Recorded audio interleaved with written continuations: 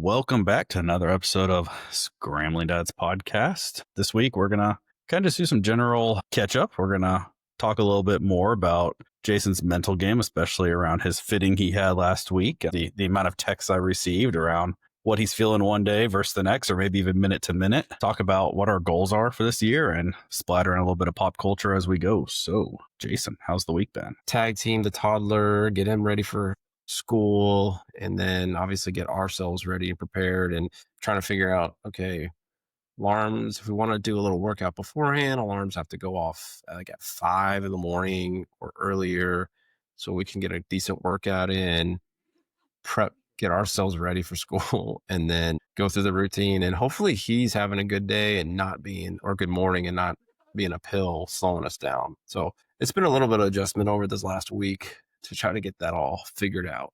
Well, good. Oh, how's the body feeling this week? You talked a lot last week about your sciatica, man. Dude, it went from that, and honestly, I think I haven't had an adjustment in a while. I think it was probably Christmas-ish time frame I had an adjustment. And anybody who's familiar with getting a good adjustment, your body hurts a day or two after. And I think the chiropractor, she dug in, and I'm like, my sciatica, like the muscles, everything, she said it's ridiculously tight. So I think when she loosened me up, it hurt down in my low hip area and then my upper back. I almost felt like I was like, man, something doesn't feel right. And then I realized, like, oh yeah, I gotta, like, I think, what did I take? You did a fitting, Monday? You played 9 holes. I mean, it was all in one day. That was like last Wednesday. Yeah, I think you texted me.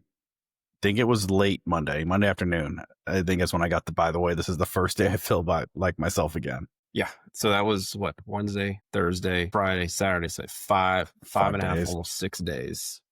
Yeah. And the last couple of days I've been don't get old. I've been putting on a heat pack at bed. Just before going to bed, I'll put a heat pack on the low back, and it's helped quite a bit.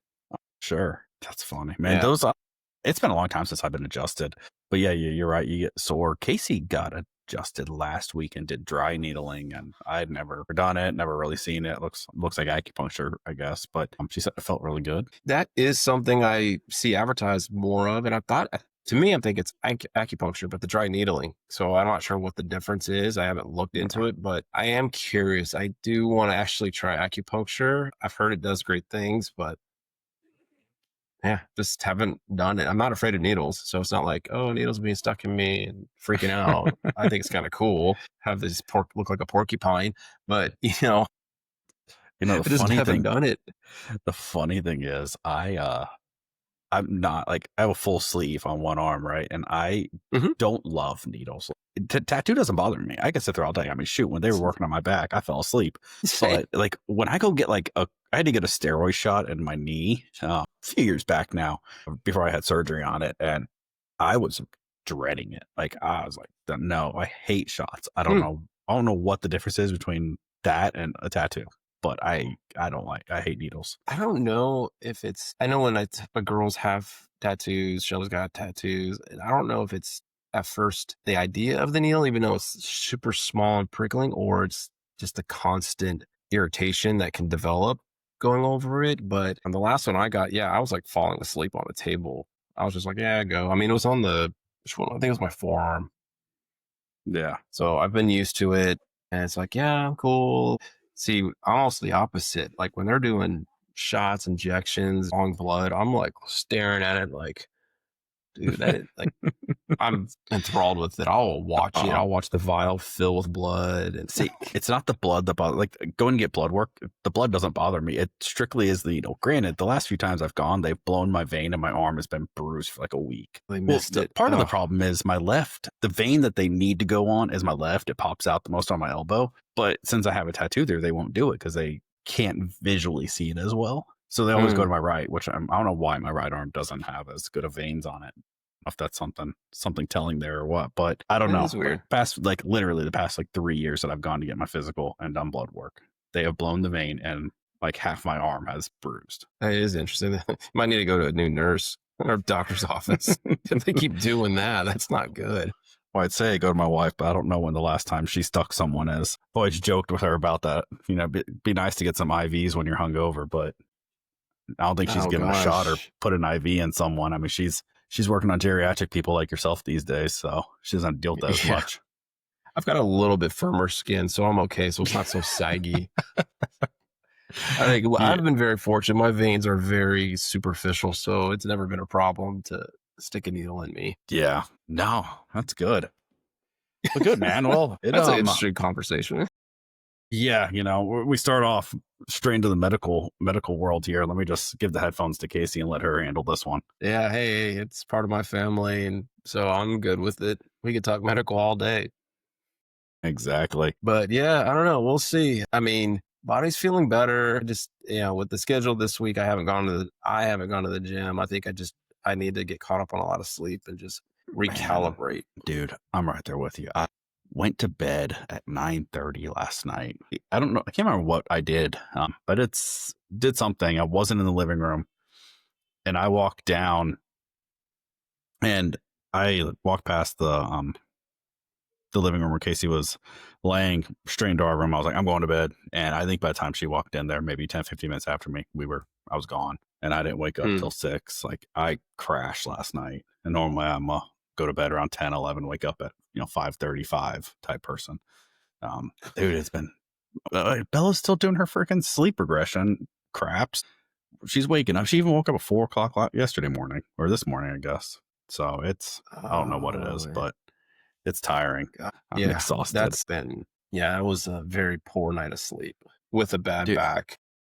yeah, I'm sure it didn't help. Man, those sleep regressions are hard to parent. I mean, you've done it obviously twice before this, albeit a long time ago. And, I got two before Bella, but the sleep regressions are tough because, like, you get used to sleeping and you're on a schedule. And then for whatever reason, they back off. Like this, I guess the 4-year-old one, which I didn't even know was a thing, is because their minds are really starting to work and they're starting to have potential night terrors. And because they just have such an active imagination and brain at this age. So it's like everything that you read online, it's like food, right? It'll tell you, hey, you can eat this, but eat it in moderation. Oh, but that's actually bad for you. Eat this. It's the same thing. It's like, well, kids need a pitch black room to sleep in or whatever, a dark room to sleep in. Oh, but if it's anxiety driven and separation anxiety, then leave some lights on or leave a door open or go, it's a fine line of tell them, oh, you're fine, go to bed, or, oh, let me check on you every 5 minutes until you fall asleep. It's like, okay,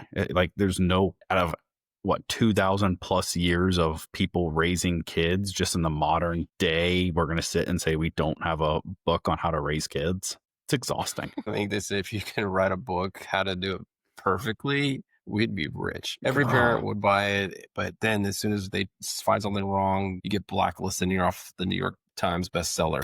yeah, exactly. It's tough because it's like, no, you have this whole push for gentle parenting. And I read something or saw something, or Casey read or saw something, and it was like gentle parenting's for gentle kids. And our youngest is not a gentle kid. I mean, she is a firecracker, hard headed. She got her mom's personality with her dad's stubbornness, which is good and bad at times. So she's been hard in and of itself. Like she's the one that will tell her what to do, and she'll look us square in the eye and say no. Like she's the epitome of a third child. And man, it's exhausting. Really Oh, to different. it is. And it's like you don't want to traumatize the child because then you give them trauma that they have to deal with as an adult. It's like, okay, so I can't talk sternly to them. I can't raise my voice. We definitely can't spank anymore. So it's like, what the heck are we going to do? Because whatever I do is going to cause trauma, apparently. Even We like don't negotiate timeout. with terrorists. Yeah. Well, even timeout, it's like that's creating isolationists. Like, what am I supposed to do? Put her in timeout right next to me? How is that timeout? Like, please tell me. Like, if someone has an answer to this, I would love it because she is hard. She is a hard child. Love her to death. And that's probably part of the issue is because, like, my boys, I will fully admit I am way too hard on them. Like, I was raised by a Cuban immigrant father. Like, he was loving but tough. And I'm that way with the boys. Like, I'm hard on them. I expect a lot from them. But Isabella, like, Hmm. man, I'll look at her and I'll tell her what to do. And then immediately, or I'll put her in timeout. And 2 seconds later, I'm over there giving her a hug and a kiss. Like, she's got me wrapped around her finger. She's your baby girl. You got. Yeah. I didn't need a girl. Did not need a girl. Yeah.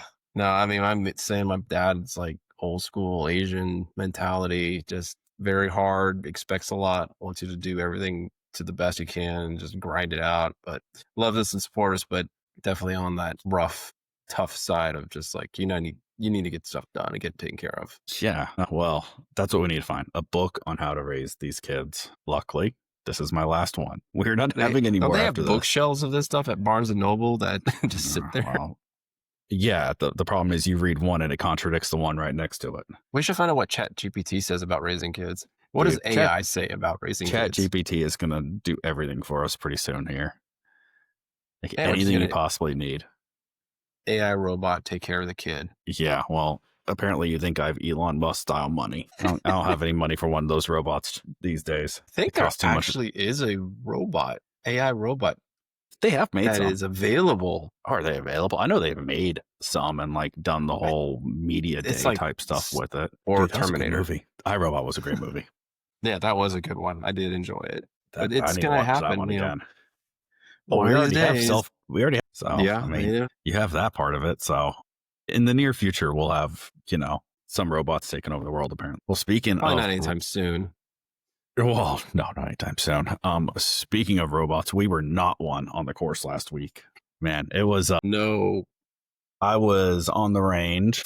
I think, what was the first thing I said to you? You walk up, I said, hey, I'm working on a new swing dot. Yeah, that's right. New swing thought right before our little match, which is fine because you got enough talent in to take care of me. But then, yeah, you were just like, I don't know if you're trying to do something. I forget what it was, as I was worried about my own stuff. But you're like fading stuff, and you're like, man, I usually draw it. So what can I do to draw it? And then I know it showed on the course. You definitely were bouncing between some different shot. Yeah, I finally felt a little bit more like myself. So what I was feeling was, if you like go on TikTok and type in Juju, Juju, it's a female golfer, but it's like a whole trend. It's like Juju swing or Juju trend. They have the name trademarked. So you can go through and they have a TikTok page. And it's almost like, I'm going to say, a hybrid of a Matt Wolf style swing, right? Your hands go up pretty vertical. Head of the club stays behind the hands. So like you're not presetting your wrists at all. And you just get really vertical. The shaft of the club gets really vertical, but then you drop into a pretty shallow swing. So my problem has been, I have felt lately like I'm collapsing down my swing when I'm bringing the club back. And I even sent it to my buddy the other day, a video. I was like, dude, does it look like my right arm is breaking down a little early? And he's challenged me since and said, dude, you're fine. So I think I'm just maybe in my head a little bit. But I was feeling like my right arm is breaking down early, which was making me a little vertical and getting stuck and all that fun stuff. So anyways, this feel was to get my hands away from my body, get the club head away from my body. And I mean, it generally worked on the course. I played well. I was, 1 under through 3, 4. 4. How you got 2 under through 4? No, I had a couple birdie putts. So hole 1, I up and down par. Hole 2 was the par 3 that I made about a 12-foot birdie putt. 3 par 4 that I parred. What's 4? I gotta remember 4. 4 was that hard dog leg right where you hit beautiful draw, but it went through the fairway because it bounced through. But I don't remember. I think you. Yeah. Oh no, that was one that I hit a cut. 4, I hit a cut around the corner, and it ran through the fairway though, because I had to cut it a lot harder. I thought I was, but that's the one that I was saying, like, I actually could feel my clubs because I was hitting hole 2 or hole 3, one of the two. I hit a nice draw. I guess it was 3. I hit that draw that I pulled. I was trying to cut it, and I pulled it. That was the one you were on the tree line. Yeah. Yeah, and then I had the really bad drive on hole 5 that I showed your mortality. That I topped it and hit the golf cart barrier. And then 6, I hit that smoked 2 iron off the tee, and that was a draw. So no, I felt good. I know we'll talk about your game here in a second, but as far as mine was, like, yeah, the match ended in 6 holes, but I mean, I hit 4 out of 6 greens and reg. I hit out of, I think, 4 fairways out of 6, and one of those is a par 3. So really, I only missed 1 fairway out of the main ones, 2, hole 3 and hole 5. So I mean, I was pretty happy. And putting, I was great. I didn't 3 putt, and I made 2 relatively tough putts. So I felt good. Yeah. Was glad I'm finally getting back to, I feel like myself. We'll see. I'm trying to see if I can play this weekend. So we'll see if how a real round goes. But what are your takeaways from last week? Yeah, I mean, I know we've talked about it. I mean, aside from all my ailments that I was walking into the match with, like, man, but that's part of why I'm just with the fitting, I'm thinking like, how much is my body limiting me right now with flexibility, rotation, and just general physical drive? Like, I don't feel it when I swing, but it's definitely, I know it's hindering me in some ways. And, on the range, I felt good. Like, felt loose. I was striking them like, wow, this is like, okay, this will be fun, be good. And then when we get to the tee boxes, and this is the first time I've had myself on camera, and we're trying to do this, our show, and trying to start producing content videos, and in the back of my head, I just have to get over the fear of playing bad or hitting bad shots in general. Just Yeah. I have to be more relaxed, because when I'm more relaxed, more comfortable, I definitely can strike it better. Gosh, I duffed hosel almost won every hole, it felt like. My putts were just off, Yeah. except until after you won the hole. And I was like, he won. And I just walked up to it. And then it's like they either sank. I know I sank a couple of good, like, weird breakers and slow downhill ones. Yeah, I was gonna say holes 7 we tied. Trying to think now if we go back because we were done with the match at 6, but 7 we tied. 8 you beat me because 8 is the one that I hit that punch You 7 went, that ran through the yep. fairway and into the hazard. And at 9 you beat me because I bogeyed that par 3 and you parred it, which I was giving you a stroke Oh, that's anyway, so right. you beat me by 2. So That's the right, 'cause last you 3 flew, yeah. holes you were actually 2 up. I mean, I know I was getting more comfortable. I mean, on that whole 8, and this is the part. It's like, we were up front, and we obviously both like, we have to do something different with our swings, because the tree was just, that tee box is in a terrible position. And so I did just a simple punch 6, just it's like, I need something just to get it out there, get it to that 150-ish mark. I think I took a 9, didn't hit it great. It was just a little short of the green. I knew I wanted to stay on the bottom. I didn't want to go long. So I didn't had an uphill putt if I got it on. But I would say that hole I felt pretty good on. But I know some of the short game chips, I actually had 2 or 3 opportunities where just like a few inches or within a foot, the ball could have rolled into the cup. So there was a couple close ones there. I was like, and that's kind of how I've been surviving. It's just those chips or bump and runs have been relatively in play, or the lag of it has been close enough where I can close out a 5 or less foot putt. So, I Yeah, don't know. We'll see.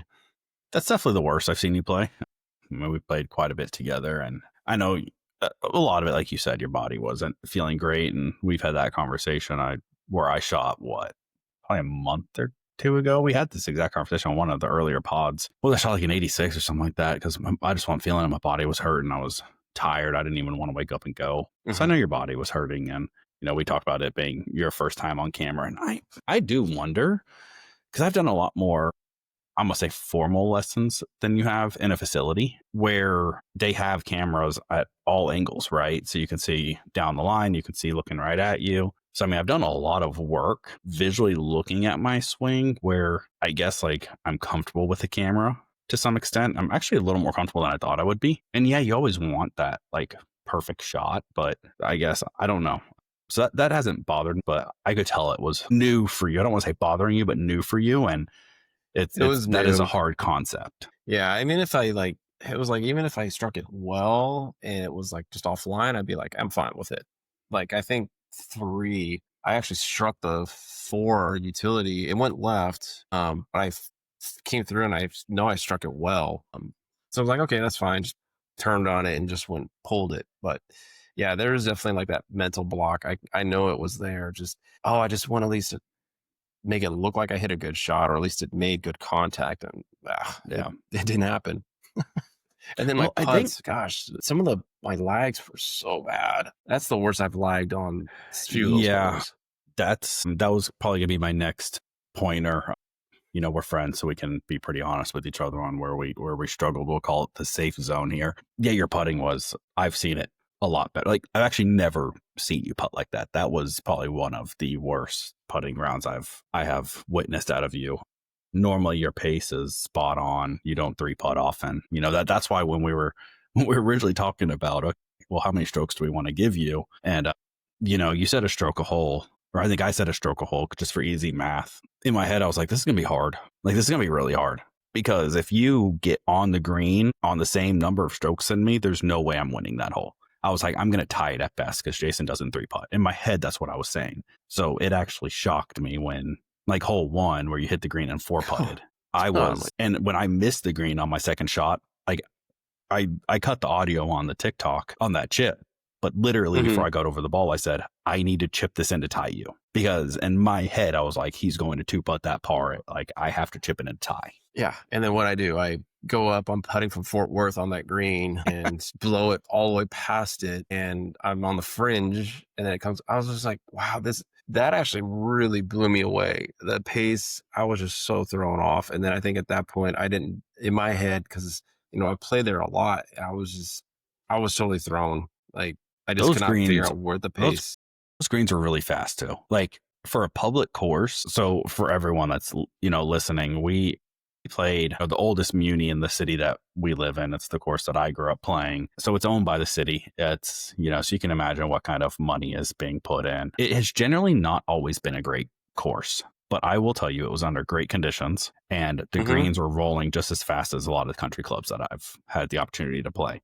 And I love that. Like, they rolled true. There weren't any bouncing. Like, you could trust the line and go. And I think that was a game changer for me because, one, I'm used to putting on. I like putting on fast greens. Some of the mid-am stuff I've done playing country clubs, usually fast.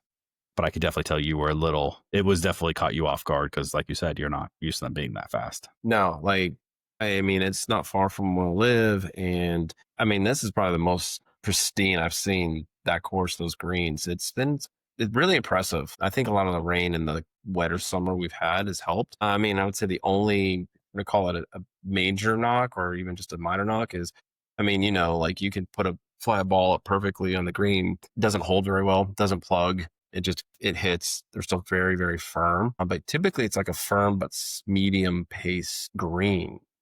That's the way I've always known it. And, that first putt, I just put kind of a medium pace hit and it flew.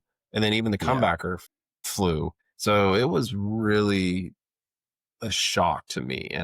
But I don't know why I just couldn't figure. I mean, I got it figured out, but it was slow for me to kind of get myself back into the frame. And then, of course, the hosel here, hosel there, and your mind just goes. All right, so we run that one back, whether we do it irons only or a different format. You think it'll be a little more comfortable now that you've I think got it'll the be first more one comfortable. out? Yeah.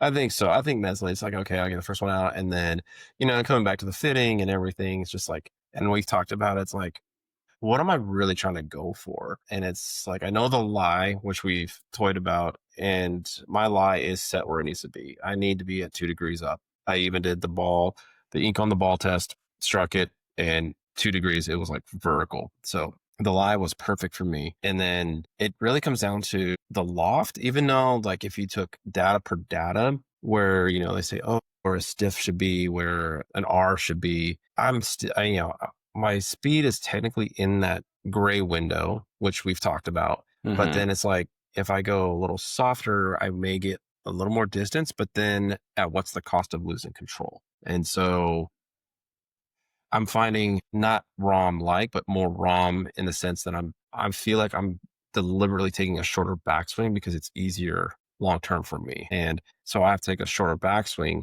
and then my timing now have to be more explosive don't have a big wind up. So it's here and then a quicker explosion. So I think that was part of me just messing with timing. I mean, I don't know if I'll be able to get out for another almost until next week at some point. So it's going to be almost like a week and a half, which is fine. I mean, I really could use the rest, but I also I do have one, but I also ordered to help my other golfers, my kids out, one of those other golf gimmick things that you sandwich between your arms to help kind of keep connected.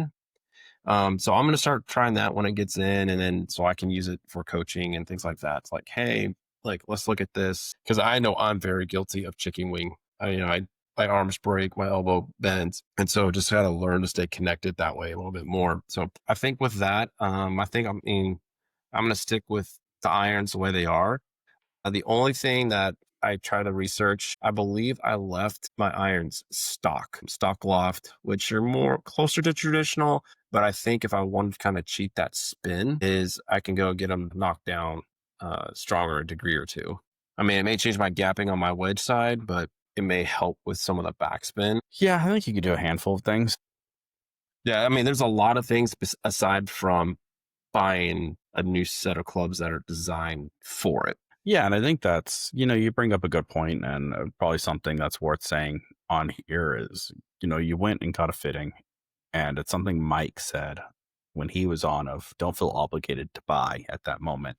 Hmm. These clubs aren't cheap. A new set from any of your big box is 1,200, 1,400 bucks.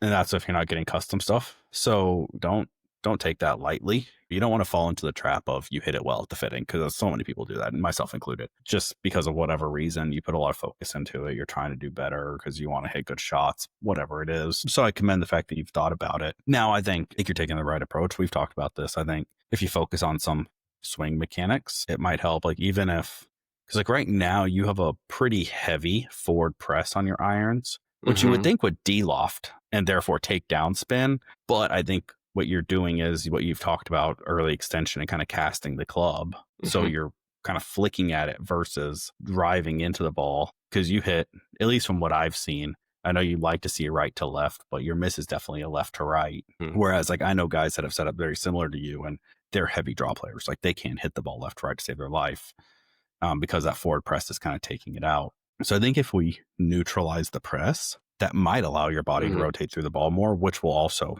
drop spin because you're going to be naturally delofting the club instead of Hmm. casting it.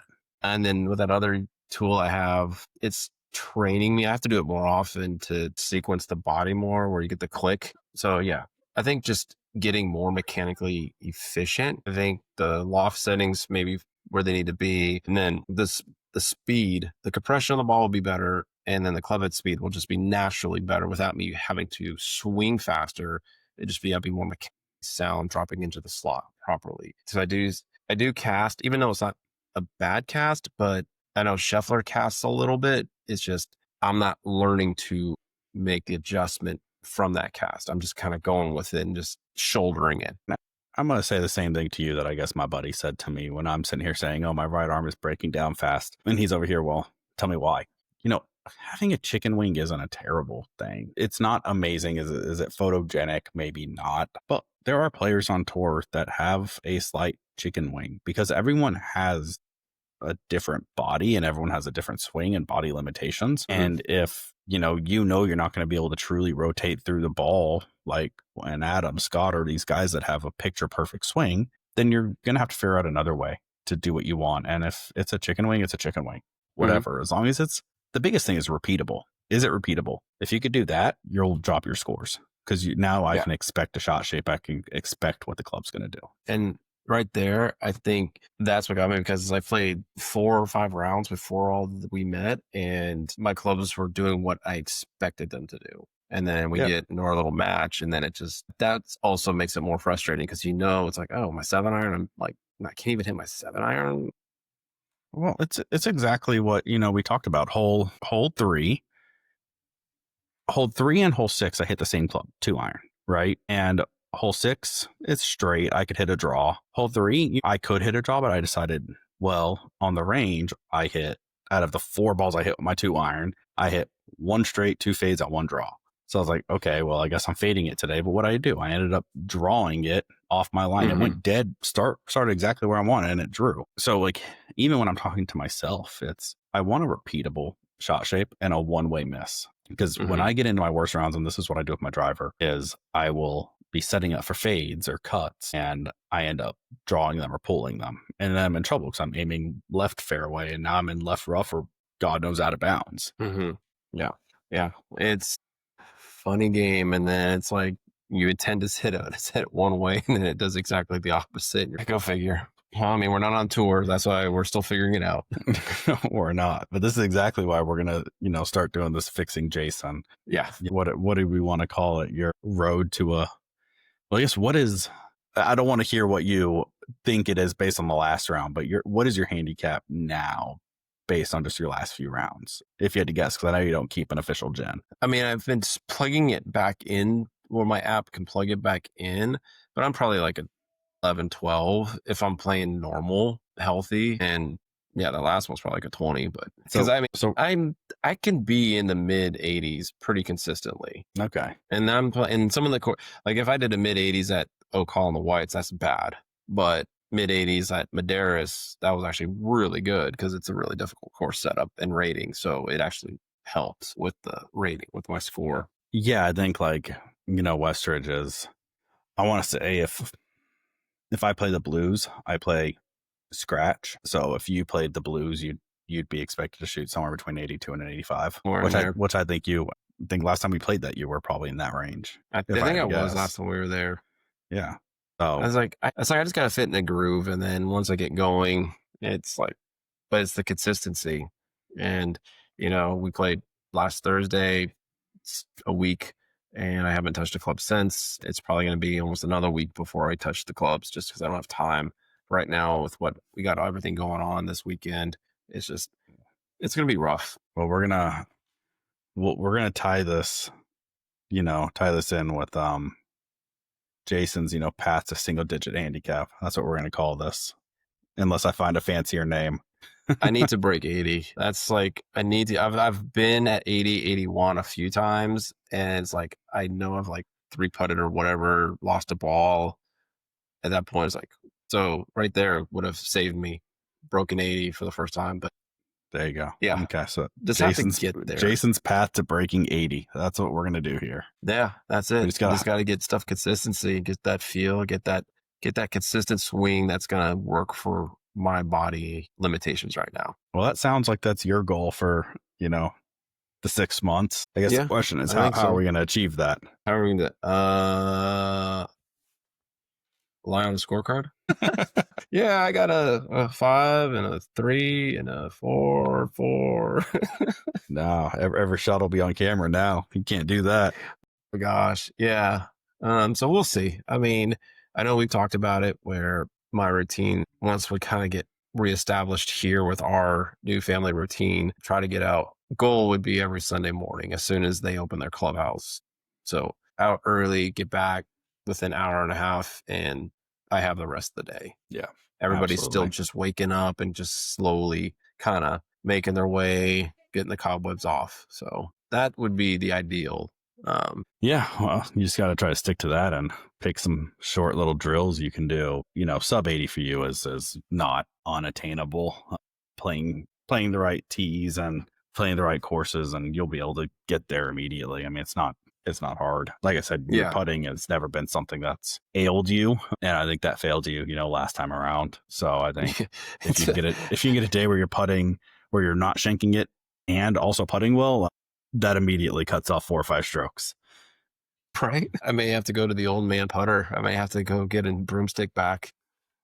Well, I mean, you think of like hole 6, right? I'm trying to think. 1, 2, 3. You had 4 that went right on you before you even hit the green. So I mean, you cut that'll help, right? So it's little things. I've played that course so many times, and that's the first time that's happened. No, and it That happens all, dude. sequence.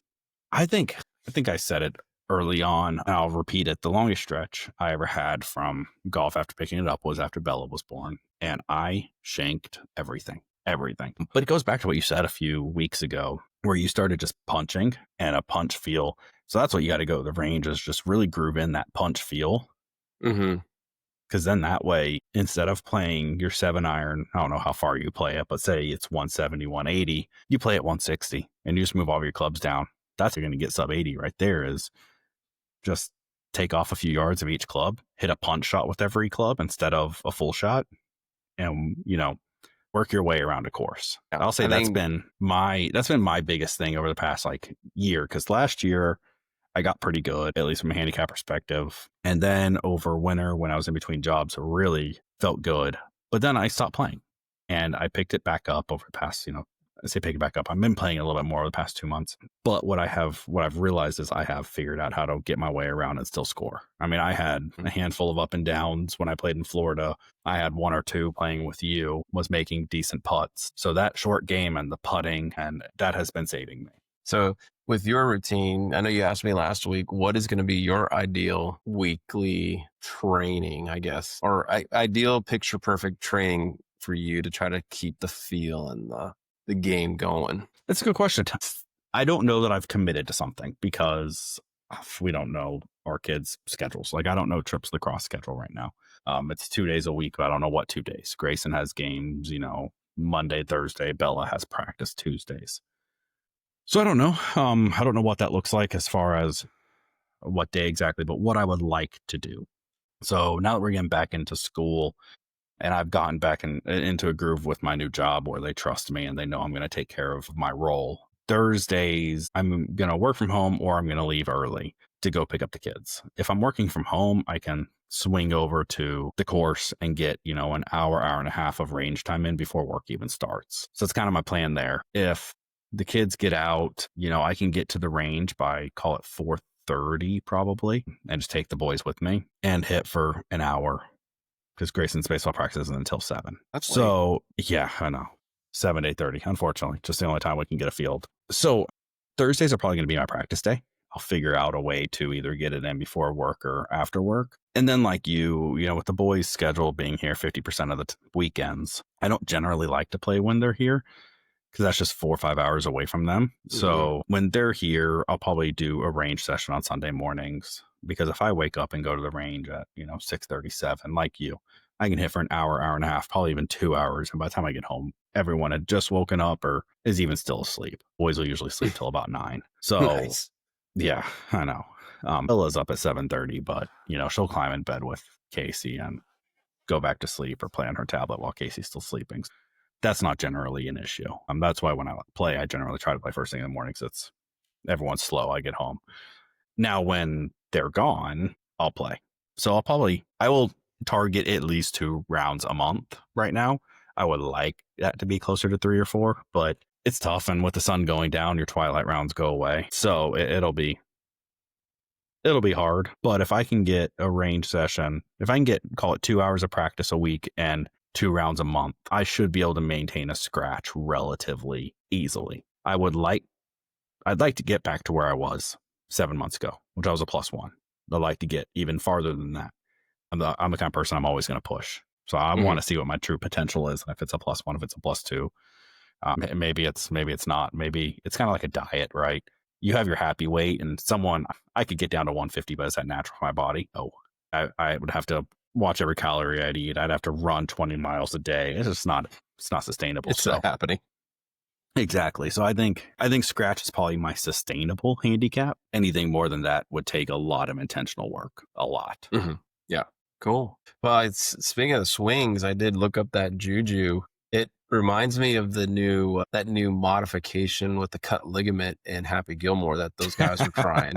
Like if I'm looking at it, they're just like this weird extension through and this weird twist. And I was like, my gosh, like my spine did not do that.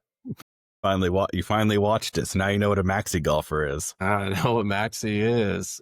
My gosh. Yeah, so spoiler alert for anyone that hasn't watched Happy Gilmore, which I'm sure everyone has. We're going to be talking about it here for the next few minutes, so fast forward. What are your thoughts on it? I thought it was hilarious. I mean, I was laughing out loud. The biggest shock was how fast they knocked off his wife. Dude, how they did it. I was like, wait, what just happened? I was not expecting that. No. Yeah. I wasn't either. I was like, what? And I'm like, wow. It's just, yeah, I was just really dumbfounded. And obviously all the different, I was telling Shelby and she laughed at it. She got some of the jokes, so she follows it a little bit, but I think it hits better and funnier if you are a golf fan. You understand what was going on between PGA and Liv, what all the antics, whatever the guy's name that he won the tour championship and then immediately jumped, just like Cam Smith did after he won the British Open. Like It was literally just digging at the 2 leagues. And it was hilarious to see that all come to fruition. And then how much they made the maxi league. Just absurdly. I'm not going to say other comments because I got some internal thoughts on that, but just so left sided on. They did. I thought it like you. I thought it was good. I thought it was funny. A lot of the cameos surprised me with like just how well they actually did, and maybe it's because all of them have to do media day and commercials for whatever clubs they're playing. But like Scotty Scheffler was actually his delivery was actually kind of funny and good. Like it wasn't awkward to me. Will's Out No. Torres was hilarious. Oh my gosh. I was like, oh, Will was like, oh my gosh. Just was like, he was awesome. You would never think that because he's just not in camera in front of it like that. But man, he delivered perfectly. Bryson doesn't surprise me because he does YouTube. So he's used to like being in front of a camera and kind of doing that. Yeah. But so Scotty, like, Shelby was someone watched it and this scene, and he knocks the guy out and he gets cuffed. He's like, "Oh no, not again!" It was pretty funny. That had me rolling. I will say that's where, like, wow. To me, that's where it started going south. Like the show or the movie, it just got like the last 45 minutes where it was just the maxi tournament essentially. That one was like, okay, this is getting a little like outlandish, right? But I mean, it's still too extreme. Yeah, it got gimmicky, but honestly, everything up until that point was funny and it made sense. And I loved the character arc that they gave Shooter. A little redemption tour for Shooter McGavin. Yeah, so and they're best buds and all that. And I mean, it did have a little more human element to it with the daughter, the family, and him trying to figure it out as the older. But one of the scenes that Shelby missed is one of my favorite is the dinner scene because.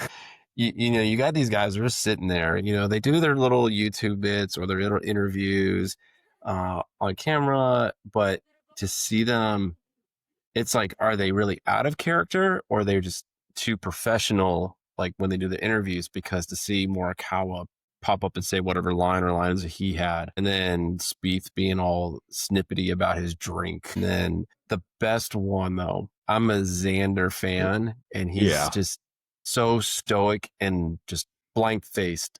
And then to see him yelling, "That's what she said," and just smiling and having a good time, like, yeah, what? Well, and then you have Travis Kelce there, fist bumping him every time.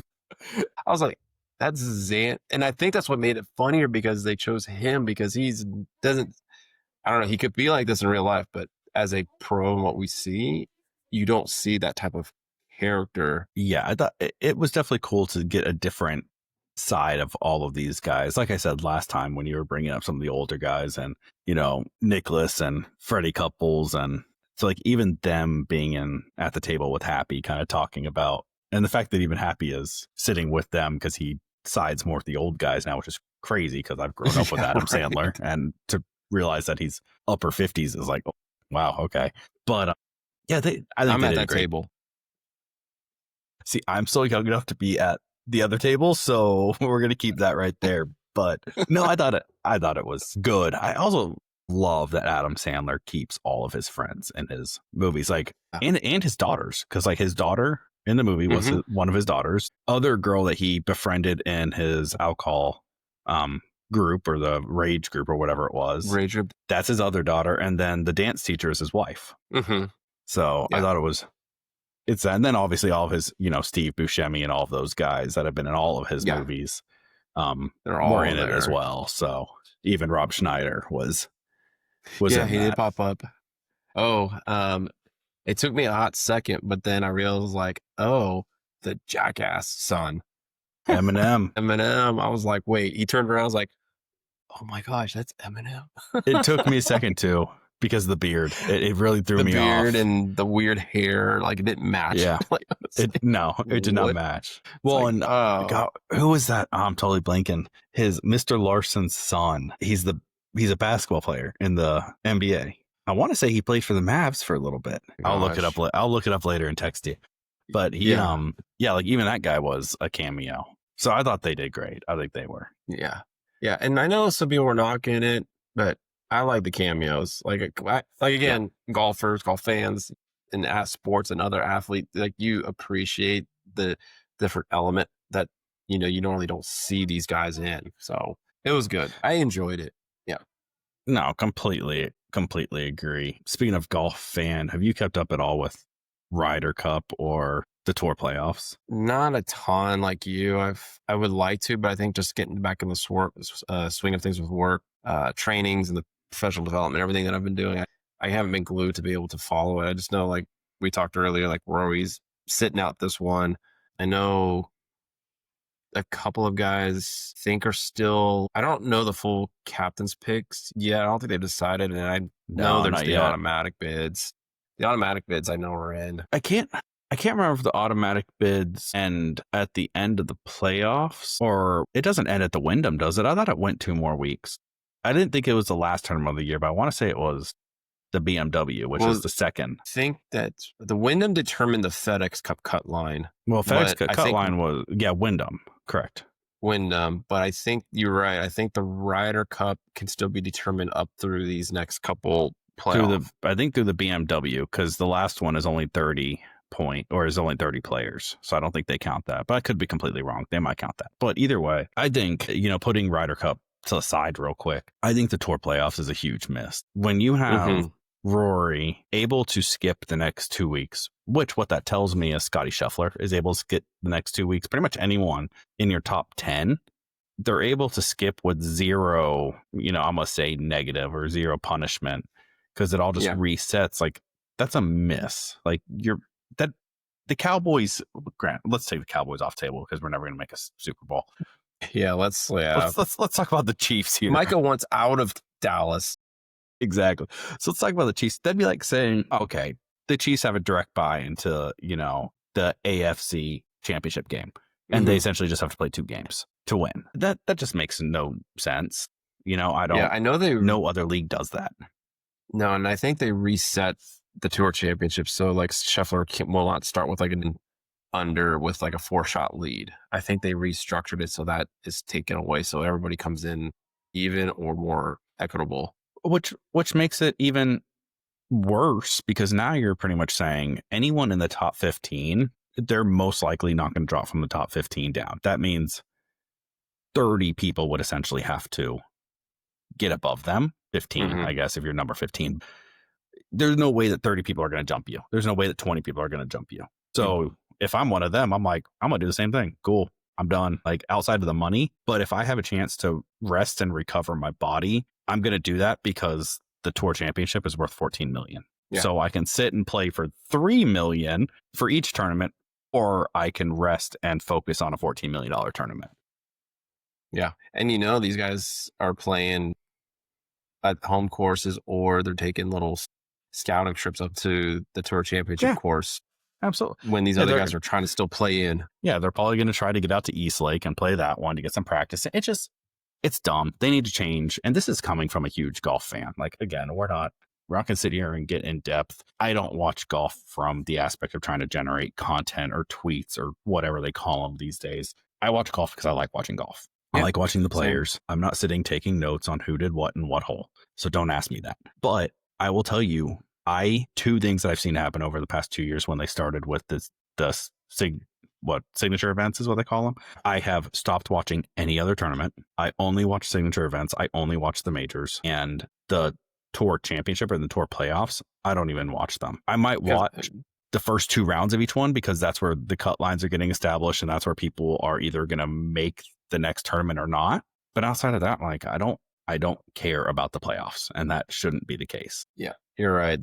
I know they're trying to restructure it. I know the live merger and everything else is like another huge thing on their plate that they're trying to figure out how that's all going to come back in. I mean, I don't follow it. I don't know the dynamics, and I see reasons on both sides why they left and why these guys don't want them back, etc. And then it's like a huge mess. But I know the Saudi League is, from my understanding, from the little clips I've seen, that they're going to reduce the signing contracts because they're losing money. They're not getting the draw that they were hoping to get. So that's going to change everything as well. Like these guys aren't going to get these $100 million signing bonuses. It's all over. But yeah, I was watching a 3M tournament. I think it was a couple of weeks ago. Even the crowds aren't there. Like it literally looks like a public golf course and just people are just casually walking. There's no hype to it at all.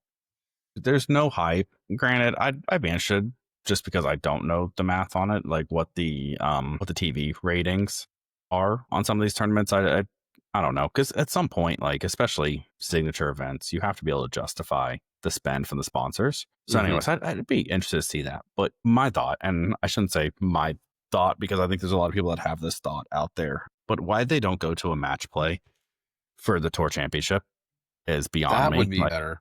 we That would be literally, so much better. yeah, we have a setup in golf that you do that. We don't play any match play anymore because they got rid of the Dell The W whatever the Dell WG, whatever it was. Yeah. yeah the WGC. They got rid of that, so there's no match play anymore. So why don't you add match play back and do the top 64, right? And that'd be 64 down to 32, 16, 8, 4, 2. That'd be 5 rounds for the It'd people that just be like make it all the way. the March Madness. It'd be the same Yeah, bracket setup.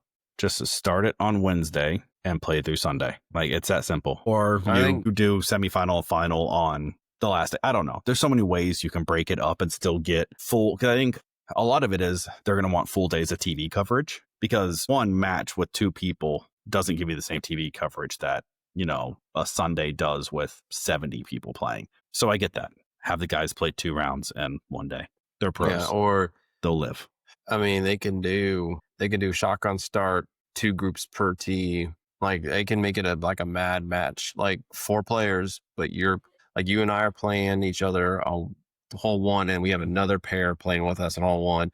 Even though there's 4 of us, but we're only playing our 2v2 match or a one-on-one match. So that would help get more people Yeah, out there. And yeah. if you Do the shotgun started, semifinals. Yeah, do the semifinals in one I mean, round I think it'll essentially. be interesting. It'd be kind of fun. It's like, yeah, I've got like we got Rory over here playing against Scotty, and then you have Xander playing against Jordan Spieth. Yeah. And they're all on the same tee box, but they're only worried about what Xander's only worried about Jordan's doing, and then vice versa. So you got some different dynamics within the match itself. And then if you shotgun it, you can get all those matches in one day and get your TV coverage. Yeah, it baffles me that they haven't found a new system, but I think I have heard it on enough other podcasts and other conversations, other sports broadcasts of a match play. Like at some point, someone needs to listen to that and do it because it makes a lot more sense. Like you can Yeah. crown your season long winner. If it's Scotty, it's Scotty.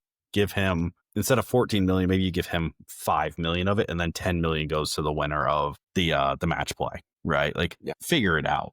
But this is not the way, because I promise you, I will not watch more than probably 3 rounds combined over the next 3 weeks. And all those 3 rounds are going to be the Sundays. Yeah, I'm the only one that I'm really excited for that's coming up is the Ryder Cup, which we don't know enough information about as far as who's. I know Scotty. I think Scotty and Rory are the only fully qualified ones in on their respective On either side, squads. yeah. Dude, I'm worried. It just, US is just, we're bred to be different. We're bred with a very individualistic mindset. Whereas Europe, those players, they all play together. They're all really good friends. And I think that's what really hurts us is like they talk about the team room so much. And the European team room almost seems like a tight knit group of kids. Whereas, the US isn't that way. And maybe it's because there's just so much more competition on the US side. Like if you look at the European team from 2 years ago to now, and again, I'm no expert and I haven't looked at this, so I'm completely shooting this off the hip. I would argue that 9 to 10 of the players are the same because they have a lot less, I'm going to say, competition. But America, I mean, JJ Spawn wasn't in it, right? And he's looking like he's going to be an automatic bid. And I think you had Russell Henley that looks like he's in the top 6 right now, at least last I saw. So, I mean, that's 2 guys right there that they've never played in a Ryder Cup. And outside of, the fact that they've just had really good years, probably never would have. And it's not taking it away. JJ Spawn's been on a great run. But no, we just have so many other players that it's a crapshoot. Like Brooks isn't going to be in it this year, but he was the past few years. So it'll be interesting. It'll be really interesting. But yeah, no, you're right. worried. And I've talked to like my groups and I was like, guys, you got to think European style. Like, it's like I've got older guys. It's like you need to take some of your experience in leadership and share it with the others because this is like you can do both. It's not just a one-sided thing. So, but trying to get them to understand that is just, I mean, heck, we just said it. Us American teams they're 20, 30 years old and they still can't figure it out. No, they can't. I don't know. Again, probably just really speaking out of my butt here because I don't know European golf, but like you take America and we're massive, right?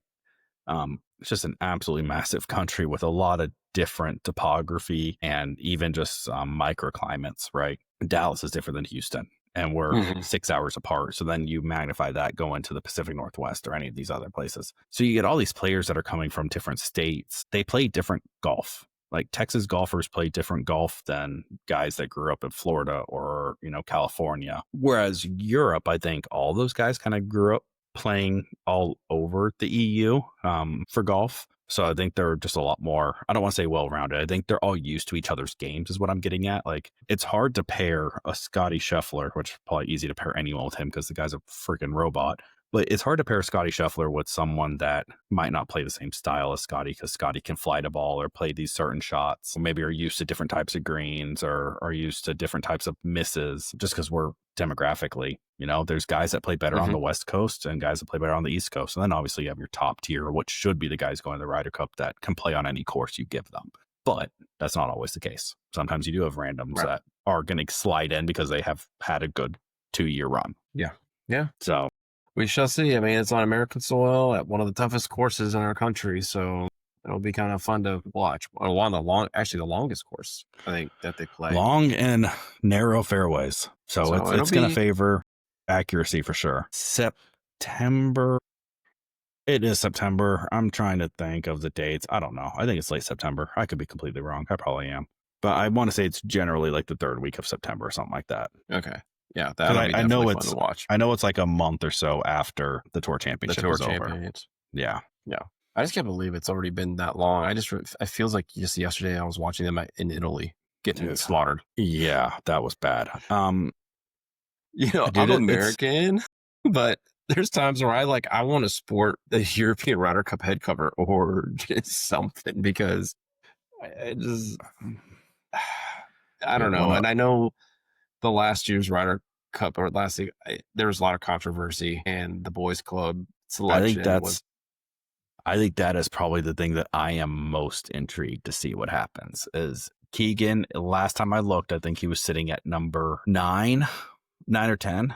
Is he going to select himself? I mean, and I would struggle in that scenario. I would really struggle because it's like, how many opportunities do you really have to play? I mean, yeah, you could be a captain, right? But how many opportunities do you really have to play in the Ryder Cup? And unless you're on a generational run, and Keegan, he's an amazing player, but he's not a Scotty that's going to be number one in the world for 4 years straight. Mhm. So it's like, are you at your age, Keegan? Because he's somewhere a little older than me, somewhere between 35 and 40, I think. Yeah, Are yeah, you at your age? Do you really realistically think you're going to qualify for another Ryder Cup? Maybe, maybe not. But if I'm maybe. him, and I think this is my last time to qualify for one, I'm probably going to want to play. Like it'd be hard not to. But then you Yeah, take that gamble on yourself and the amount of backlash, plus the fact that now you're playing captain, that's tough. yeah.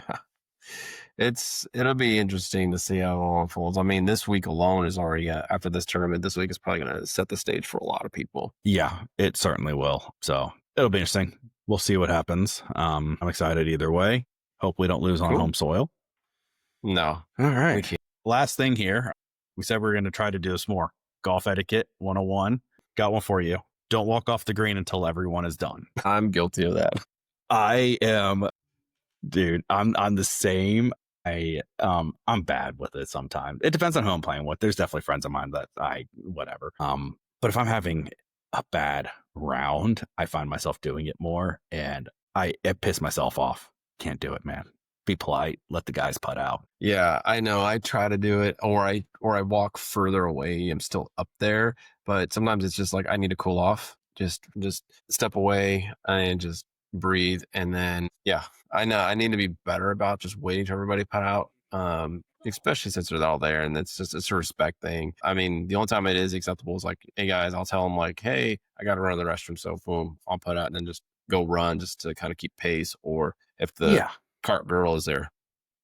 There's certainly times that it is acceptable, and I think it's the same thing on a tee box. Don't hit your ball and then walk to the cart and be tossing your stuff in your bag and putting your head cover on your club and while other people hit it. Like, just be patient. And I get we've preached pace of play Obviously, there's a time and a place that you kind of have to do stuff like that, but be respectful. The noise doesn't always bother me, but for me, it's like more the fact that, dude, could you not just wait 30 seconds while I finish my putt or while I hit my tee shot? Mhm.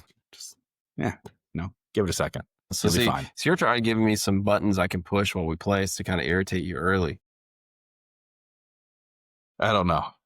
Here's the deal. I already live rent free in my own head. You're not going to get in there. I'm already bad enough. What is I've what already is got that? enough chaos in here. I don't need nothing else is going to get in there. Yeah, what was that? I think Tiger said it about Charlie, or his dad said it about Tiger, where he would like trash talk him while they were playing or practicing. And he was essentially like, if I can get in your head as your father, then anyone can get in your head. And I Mhm. was like, okay, that's a good point. I do it with both Yeah. the boys when I'm playing stuff with them. Yeah, it's funny. It's like, I mean, how much you can get into your kids' heads or any kids' heads because they're not mature enough. They haven't developed, they haven't learned mechanics or skills to kind of block it out or ignore it. But yeah, we'll see. Well, good. Well, looking forward, I guess, next week. We're gonna be talking a little bit about vacations. We both just went on vacations, but those are family vacations. So we're going to talk a little bit more about guys and girls, if you're a girl listening to this, trips, maybe finagling golf into family vacations, because I've certainly done that a few times. And hopefully we will have Mike back on for maybe what's round 2 of fitting conversation, or maybe him just Yeah. joining to join. We'll see what happens. Yeah. I mean, we've already talked about it. There's definitely a lot more fitting details and things like that that we didn't even touch on that are super important. So it'd be good to get his information and also kind of get his feedback on like just what I went through the last week and see what he says. And maybe he can get some tips just like trying before, spending any extra cash on stuff. Just like, hey, why don't we just do this instead and then see how it goes. So we'll see. Yeah, absolutely. Looking forward to it. Well, guys, as always, give us a like, listen, follow YouTube, Spotify, Instagram, TikTok, all usually under the handle of Scrambling Dads, and scramblingdads@gmail.com. We look forward to hearing about what y'all want us to talk about. Jason, anything All else? right. Yeah. And guys, hopefully the next couple of weeks, we may have some exciting new merch dropping for you guys to kind of check out. Looking forward to it. This is Jason's baby. I can't wait to see myself. Yeah. Yeah.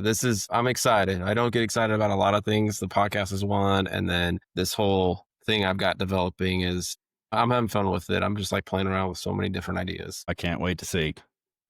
All right, Jason, till next week. All right. Till next week. See ya. See you.